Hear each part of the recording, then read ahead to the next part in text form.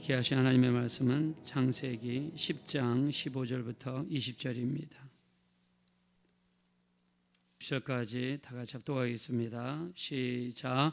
가나안은 장차 시돈과 엣을 낳았고 또 여부스 족속과 아모리 족속과 기르가스 족속과 히 족속과 알가 족속과 신 족속과 아르와 족속과 스말 족속과 하마 족속을 낳았더니 이후로 가나안 자손의 족속이 흩어져 나갔더라.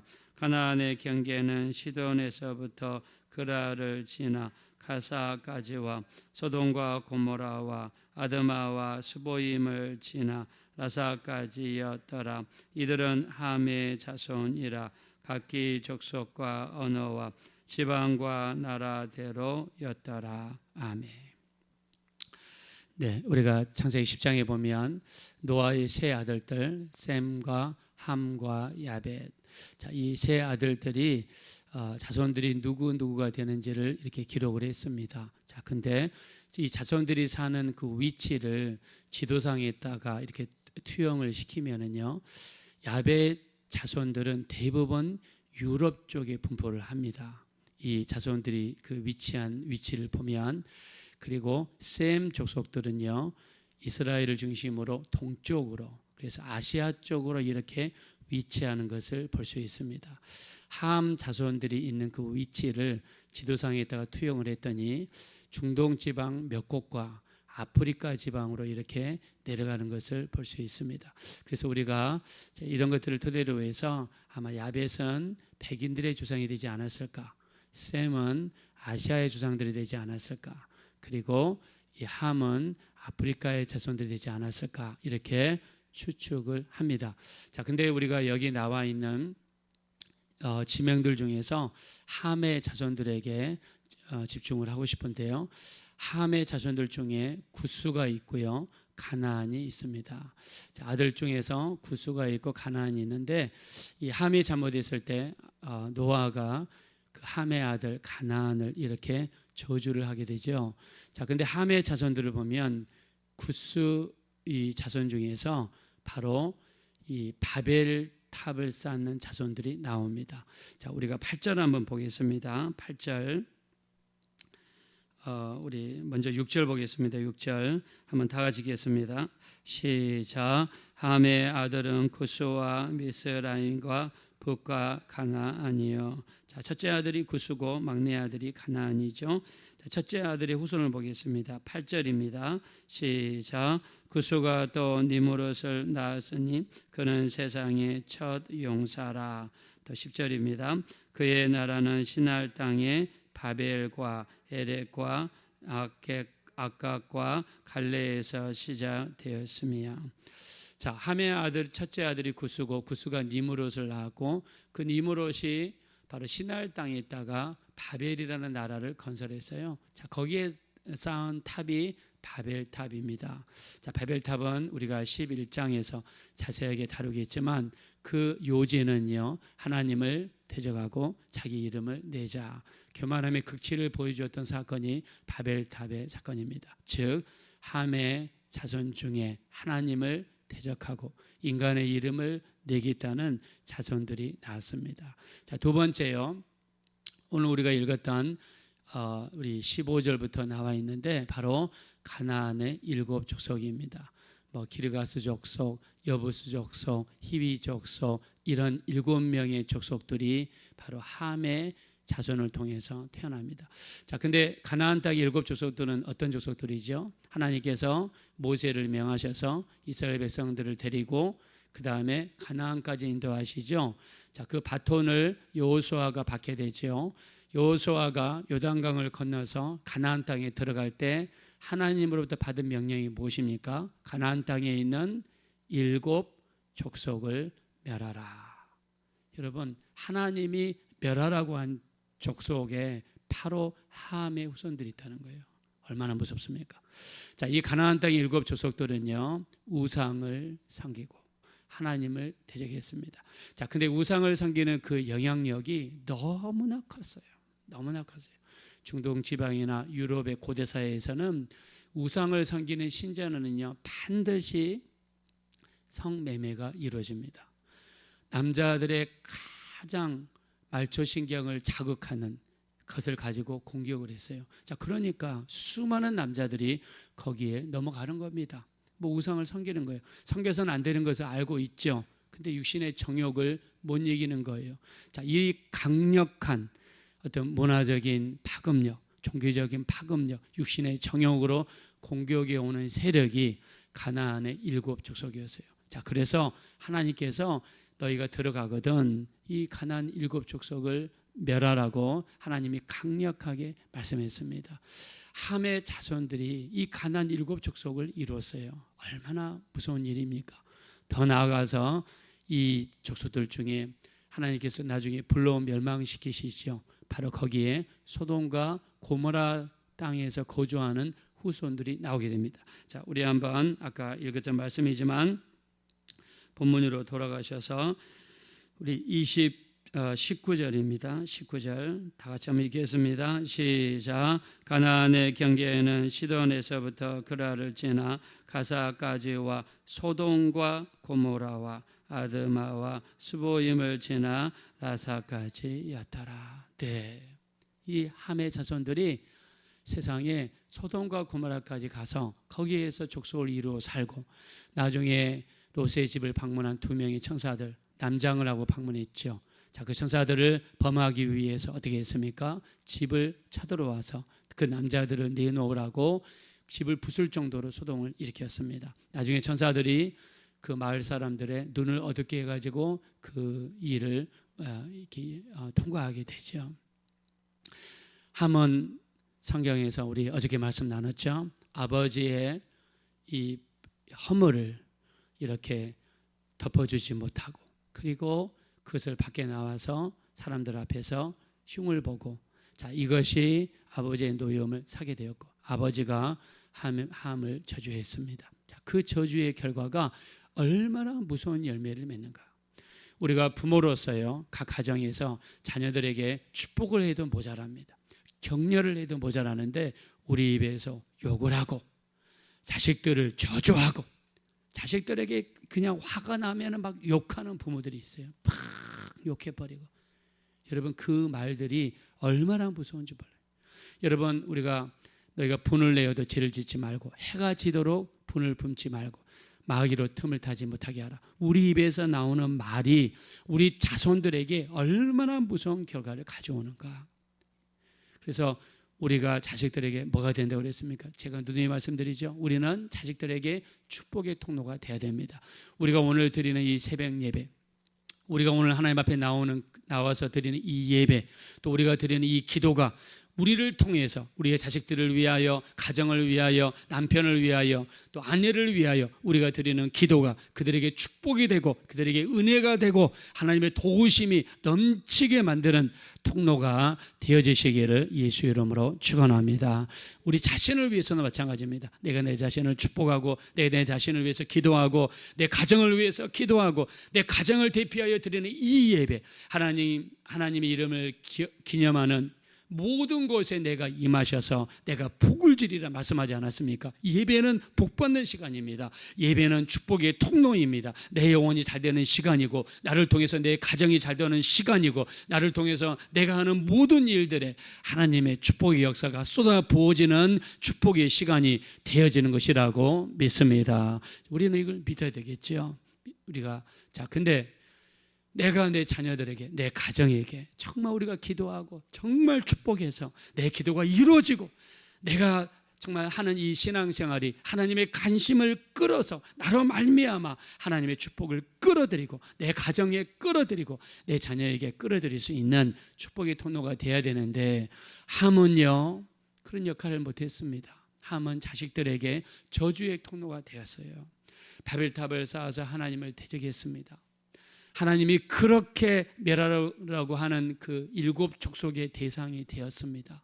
소돔과 고모라의 멸망받을 땅에 사는 후손들을 낳고 말았습니다. 이 얼마나 무서운 결과입니까?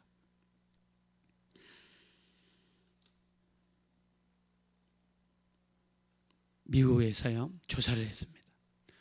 18세기에 살았던 두 가정을 조사를 했어요.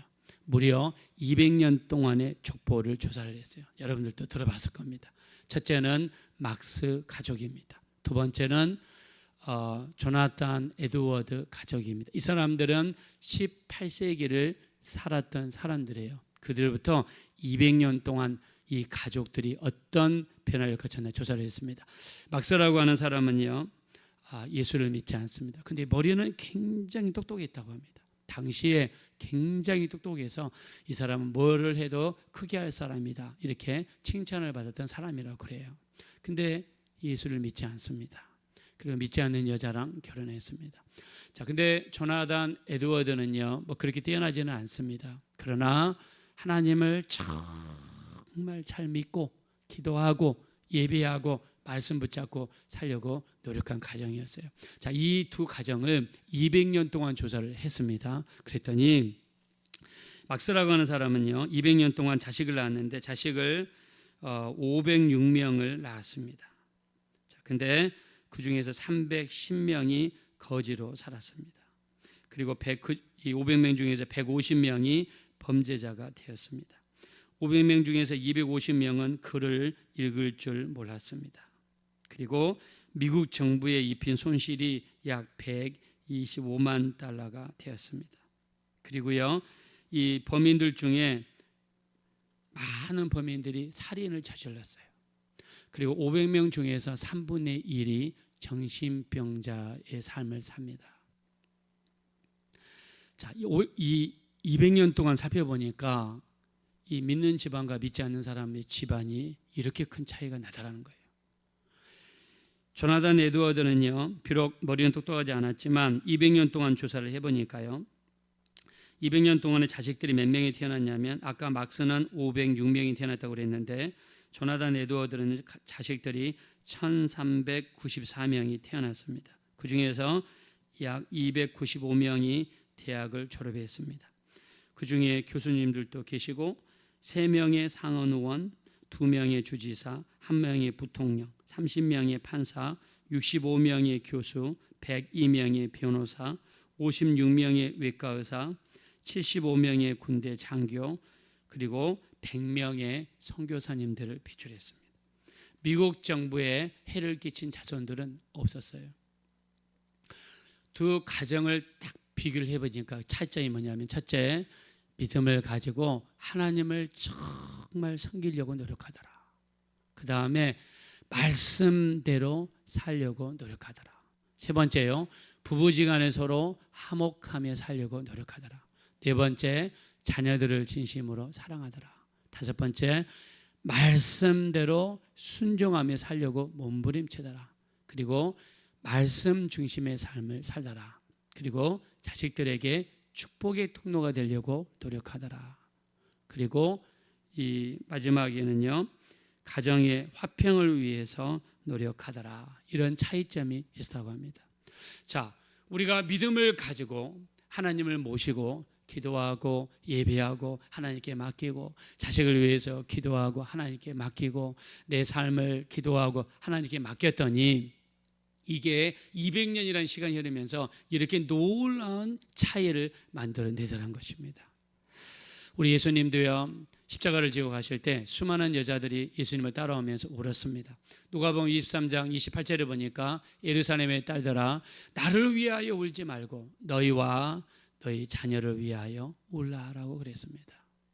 우리 주님께서는 예수님을 따라오면서 우는 자들에게 너희를 위하여, 너희 자녀를 위하여 울어라. 너희를 위하여 기도하고, 너희를 위해 축복하고, 너희 자신을 위해서 기도하고, 너희 자식들을 위하여 울라라고 말씀했습니다. 그래서 우리가 예수 믿으면서 정말 중요한 삶은 뭐냐면, 내가 이 말씀을 내 마음에 새기고 말씀대로 순종하며 살고, 가지 말라는 데는 가지 말고, 하지 말라는 데는 하지 말고, 보지 말라는 건 보지 말고, 해서는 안 되는 말은 하지 말고, 이렇게 철저하게 말씀대로 살라는 거예요. 그래서 우리 출애굽기 20장 6절, 출애굽기 20장은 모세가 시내산에 올라가서 십계명을 받는 그 말씀이죠. 20장 6절에 하나님께서 말씀하시죠. 나를 사랑하고 내 계명을 지키는 자에게는 내가 천대까지 은혜를 베푸느니라. 할렐루야. 여러분의 가정이 천대까지 복을 누리시기를 예수 이름으로 축원합니다. 하나님을 사랑하고 그 말씀을 지키는 자에게는 천대까지 은혜를 베푸신다. 말씀에 순종하지 않는 삶이 얼마나 무서운가. 시편 107편 10절과 11절입니다. 사람이 흑암과 사망의 그늘에 거하며 공고와 쇠사슬에 매임은 하나님 말씀을 거역하고 지존자의 뜻을 멸시하기 때문이라. 하나님의 말씀을 거역하고 지존자의 뜻을 멸시하는 것이 얼마나 무서운가. 자, 우리나라 교육과 유태인들의 교육의 차이가 있습니다. 우리나라를 보면요, 반에 30명이 있으면 어떻게 됩니까? 우리가 학기가 끝나면 1등부터 30등까지 순서가 매겨지죠.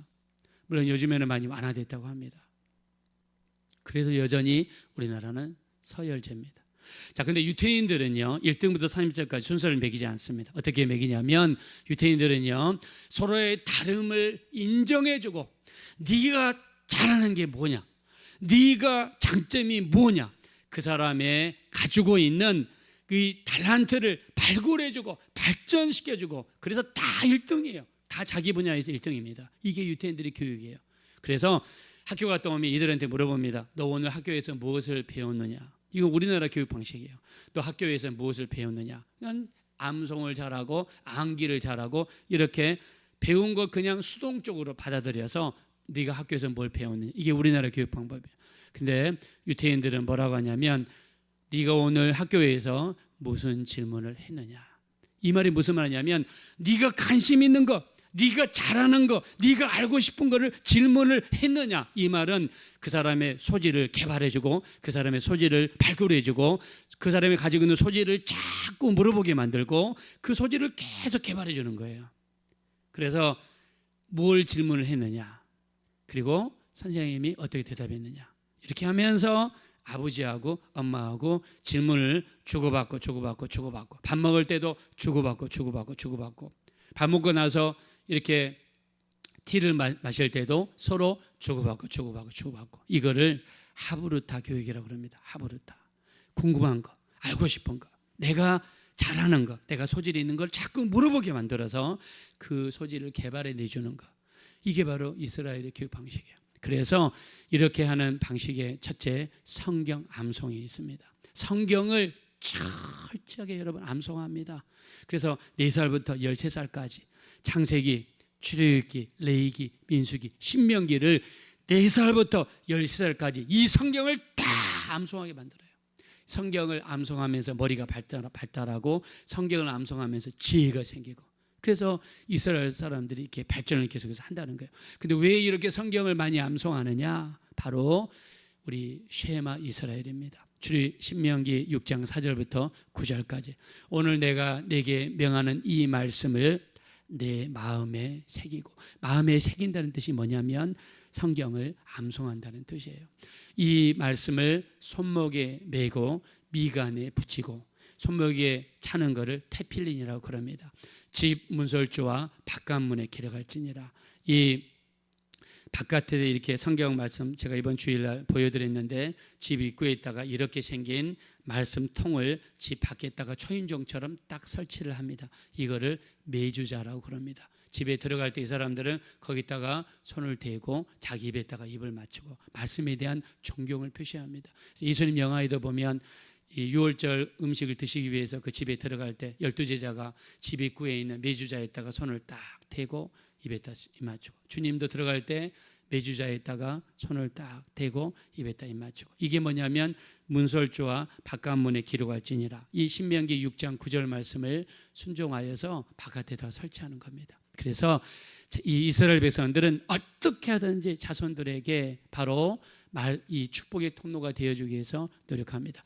미국 조상들, 청교도들입니다. 청교도들은요, 아침에 한 번, 저녁에 한 번 예배드리고 성경 읽고 성경 암송하고, 저녁에 예배드리고 성경 읽고 성경 암송하고, 성경 암송하지 않으면 밥도 안 줬다고 그래요. 그러면서 4가지를 기도합니다. 일평생 하나님과 전심으로 동행하게 하소서, 예배드리며 살게 하소서, 기도하며 살게 하소서, 말씀이 우리 삶 가운데 흥왕하게 도와주옵소서. 할렐루야. 청교도들은 자식들에게 축복의 통로가 되려고 노력했어요. 그랬더니 지금 이렇게 세계를 지배하는 이 초강대국 미국이 되었습니다. 우리 자녀들에게 우리는 어떻게 됩니까? 축복의 통로가 되어야 됩니다. 첫 번째는 기도해 주는 겁니다. 그리고 내가 가족을 대표해서 철저하게 아브라함처럼 예배하는 것입니다. 자녀들에게 말씀을 암송하게 만드는 것입니다. 우리 주님께서 오늘 성경에 보니까 함은 축복의 통로가 되지를 못했어요. 바벨탑이나 만들고 가나안 족속이나 만들고 소돔과 고모라 성에 만드는 정말 무서운 통로가 되었습니다. 이렇게 해서는 안 되겠죠. 내가 내 가족을 위해서. 저는 여기 우리 김기현 집사님 앉아 계시는데, 김기현 집사님은요 자식들을 위해서 얼마나 기도를 많이 하는지 몰라요. 친자식이든 또 친손자든 외손자든 상관없이 정말 그렇게 기도를 많이 하죠. 자식들을 위해서. 저는 우리 김기현 집사님이 진짜 자식들에게 축복의 통로라고 생각합니다. 뭐 적지도 않아요. 어마어마하게 많은데 이름 불러가면서 기도합니다. 여러분, 우리 기도해야 됩니다. 자식들을 위해서, 여러분 자신을 위해서, 우리 또 정말 배우자를 위해서, 가족을 위해서. 그래서 우리가 기도하셔서 여러분들이 축복의 통로가 되셔서 여러분으로 말미암아 가족의 축복이 전달될 수 있는 귀한 축복의 통로가 되어지시기를 예수 이름으로 축원드립니다. 이 시간 기도하실 때 주님이 말씀하십니다. 나를 위하여 울지 말고 너와 내 자녀들을 울라 말씀하십니다. 우리는 내 자신에게 또 우리 가족들에게 축복의 통로가 되셔야 됩니다. 그들을 위해 기도하셔야 됩니다. 기도하셔야 됩니다. 그리고 말씀이 가족 가운데 살아 있어야 됩니다. 말씀이 우리 가족에게 전달이 돼야 됩니다. 정말 내가 내 가정 기도를 통해서 말씀을 이들에게 전하고 또 말씀을 서로 나누고 또 말씀을 암송하게 만들어서 내 가족의 축복의 통로가 될 수 있도록 도와주십시오. 우리 합심으로 간절히 기도하겠습니다. 돌아주고 잡으라시 하나님, 진심으로 감사합니다. 우리 하나님, 하나님의 이름이 거룩히 여김을 받으시옵소서. 우리 하나님의 이름이 거룩히 여김을 받으시옵소서. 우리가 우리 가정에게, 우리 자손들에게, 또 우리 자신에게, 또 우리 가족에게, 우리 배우자에게, 우리 모든 사랑하는 영혼들에게 우리가 축복의 통로가 되기를 원합니다. 우리가 이들을 위해 드리는 모든 기도가 이루어지게 도와주십시오. 이들에게 위하여 드리는 모든 기도가 이루어질 수 있도록 우리 하나님 인도해 주시기를 원합니다. 우리 하나님 도와주시고 불쌍히 여겨주십시오.